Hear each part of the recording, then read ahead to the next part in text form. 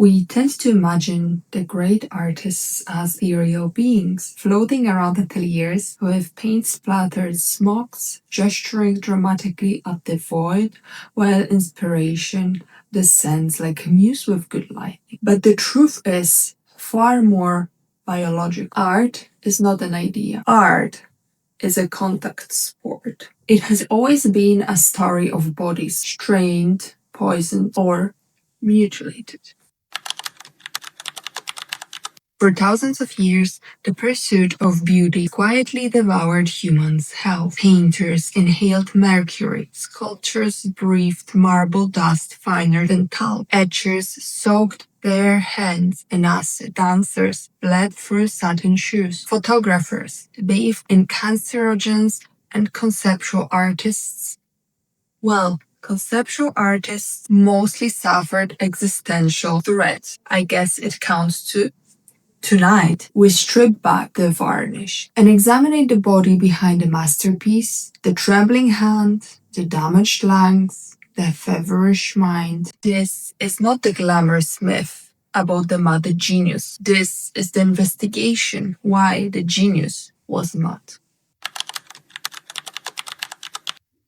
Art begins with earth. Literally, prehistoric painters ground minerals into pigments using stone mortars, and humanity has been inhaling powdered geology ever since. By the time we reach ancient Egypt, pigment production became industrial. Egyptian blue, one of the world's first synthetic colors, required heating copper, silica, and limestone to over 900 Celsius degrees. Workers inhaled fumes dense enough to strip paint off your lungs. Of course, if you had any left after the silica dust. Egyptians also loved malachite and azurite, gorgeous minerals, also incredibly toxic. If you grind them long enough without a mask, which they did for centuries, cheerfully. Let's jump to ancient Rome, a civilization whose motto might as well have been, if it doesn't kill you immediately, put it in everything. Romans adored cinnabar, a luminous royal red. The problem?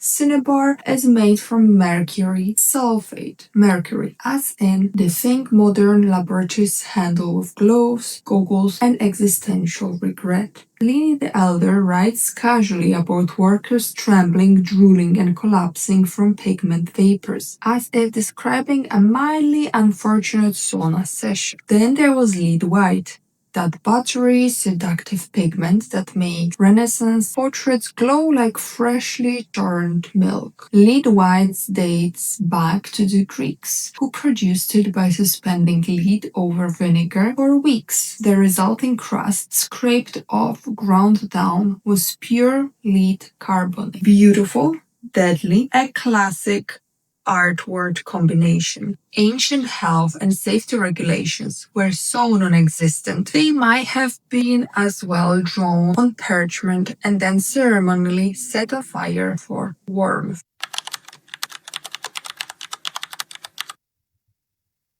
The Renaissance, where genius flourished, perspective was discovered, and everyone breathed in enough dust to qualify as geological formations. A Renaissance workshop looked less like a place of tranquil creativity and more like a cross between a chemistry lab and a construction site. They were powders, fumes, hot oils, blazing furnaces, and about 12 ways to set your clothing on fire, and that just before your lunch. Apprentices, mostly teenagers, performed the most hazardous tasks. Grinding pigments, boiling glue, mixing varnishes, the kind of things modern law forbids children from even thinking about. Lime plaster, essential for fresco painting, was made by heating limestone until it calcinated, producing quicklime which reacts violently with water. When you apply it to a wet wall, it releases steam and fine alkaline dust. Michelangelo and 4 years breathing that cloud while painting the Sistine Chapel ceiling. 4 years upside down in alkali dust with chronic neck pain. He later wrote, "My beard points to heaven, my brain to earth," which is an elegant Renaissance way of saying that this job is going to kill me. Gold gilders weren't safe. Applying gold leaf often involved mercury amalgam gilding, brushing liquid mercury mixtures onto metal before heating them. The mercury evaporated into the air because, of course, it did, leaving behind gilded surfaces and poisoned lamp. Not to be dramatic, but the Renaissance studio was the closest thing that pre-modern Europe had to a quietly ticking chemical bomb. Then came the Industrial Revolution, a period in which humankind collectively decided that if a pigment didn't contain at least 3 heavy metals, it wasn't worth painting with. Chemists unleashed an entire rainbow of toxic brilliance. Chrome yellow, or lead chromate, arsenic adjacent, vibrant as the sun, and of course corrosive to human organs. Cadmium yellow and cadmium red, made from cadmium sulfide, a metal so toxic it's regulated today like it's planning a coup. Emerald green, copper, acetoarsenite, color so lethal it was known to kill wallpapered rooms. Artists adored those pigments. Why? Because they were beautiful, and because painters historically have the same relationship to hazardous materials as the magpies have to tinsel. Shiny, must use.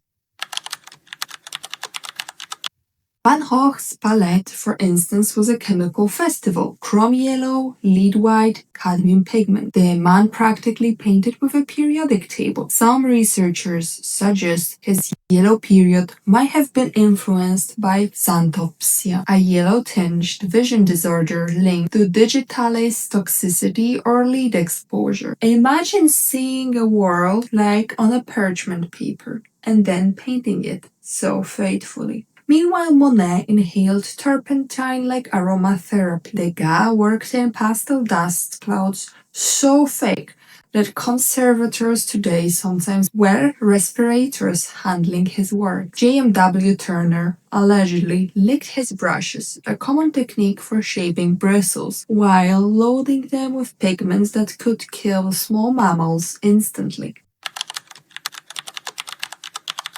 If you're wondering why so many 19th century artists died young or sickly, the answer might be hidden somewhere between their paints. This era also birthed one of the Western culture most persistent cliché, the tortured genius. A romantic idea? Yes. Deeply poetic. Also deeply misguided. When Van Gogh had seizures, hallucinations, and breakdowns, people pointed to the artistic temperament rather than the lead, the absence, the lack of sleep, the malnutrition, and the stress of painting 900 works in a decade.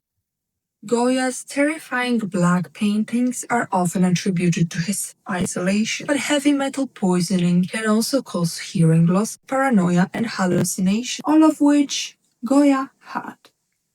Beethoven, not a painter but still relevant, had hair samples later tested. They contained lead levels so high he could have been classified as a small artisanal battery. Throughout history, the so-called madness often had a straightforward ecological explanation. But humans love a myth. The suffering artist sells, and sometimes the myth outlives the science. By the mid 20th century, the government finally noticed that artists were dropping dead like flies with unusually creative final words. Regulations banned many toxic pigments. Acrylic paints entered the market, fast drying, water-based, relatively safe. But the danger merely shifted. Jackson Pollock didn't die of pigment poisoning. He died drunk, driving at high speed. Mark Rothko didn't succumb to turpentine fumes. he succumbed to depression, isolation, and the unbearable pressure of becoming a brand. Modernism replaced chemical toxins with the psychological ones. The studio became a battleground not of poisons, but of self expectation, market anxiety, and the weight of innovation. The art was cleaner, but the art market? Not really. Today, creativity is dissected in labs as eagerly as medieval bodies in the Florentine basements. High creativity correlates with high openness, intense emotionality, pattern sensitivity, divergent thinking. These traits also correlate with mood disorders, not because suffering creates art, but because the brains that see connections others miss are also more vulnerable to overload. Neuroscientists found that creative thinking lights up the brain like a Renaissance feast. Prefrontal cortex, associative networks, emotional centers. The artist's brain is not broken. It is often overstimulated, overconnected, and very often overwhelmed, which is frankly relatable because if you forgot, my name is Nina and I'm not only a host and art historian, but also an active artist. And while writing a script for this video, I could relate to so many of those things. Well, maybe not the arsenic poisoning, but definitely the 20th century struggles are still valid in the 21st century as well. And if you're interested about not only struggles of a modern artist, but some behind the scenes or in my artworks, please check the links below. And now let's continue. You would think the 21st century solved everything. Unfortunately, it has not. Modern artists inhale resin dust from 3D printers, solvent fumes from spray paints, silica from ceramics, epoxy vapors, fabric dyes, darkroom chemicals, mold spores, and worst of all, Adobe Creative Cloud subscription stress. Digital artists develop carpal tunnel and burnout. Installations require heavy lifting and power tools. Performance artists stab, suspend, starve, bruise, slice, contour, freeze, or burn themselves for the sake of commentary. We no longer die slowly from lead. We die slowly from deadlines. And there is capitalism, quietly standing in the corner and saying, lovely. I'll take 2. The art market fetishizes the tragic figure. Collectors love a dramatic backstory. A painting by a cheerful, well-adjusted artist? It's hard to sell. But a painting by someone who struggles, who bled, starved, and is not mentally right? Well, now we're talking money. Van Gogh sold one painting alive. Dead. He's a global industry. Frida Kahlo's Spinal Pain is practically a franchise. Basquiat overdose fuels contemporary mythology. The system doesn't poison artists anymore. It waits for them to poison themselves and sells the result. And yet, something hopeful is emerging.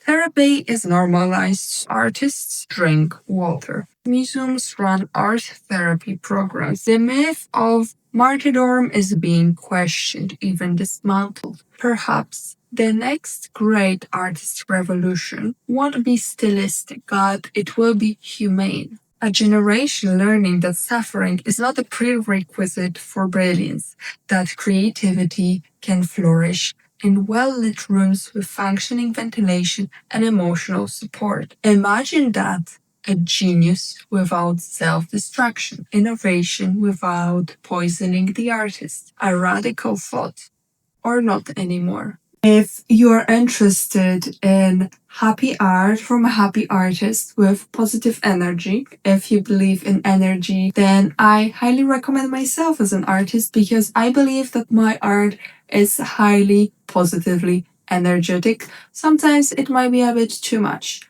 but let's not talk about me anymore in this episode and let's go back to the video. Across history, art has carved itself into human bodies with chisels, pigments, fumes, grief, and brilliance. It has demanded blood and given beauty. It has demanded sanity and given immortality. But beneath every masterpiece is a body that lived, labored, and often suffered. The truth: art is not created by madness. Art is created by people. It is fragile, it is mortal, it is beautiful, it's ugly, it's painful, and it's happy.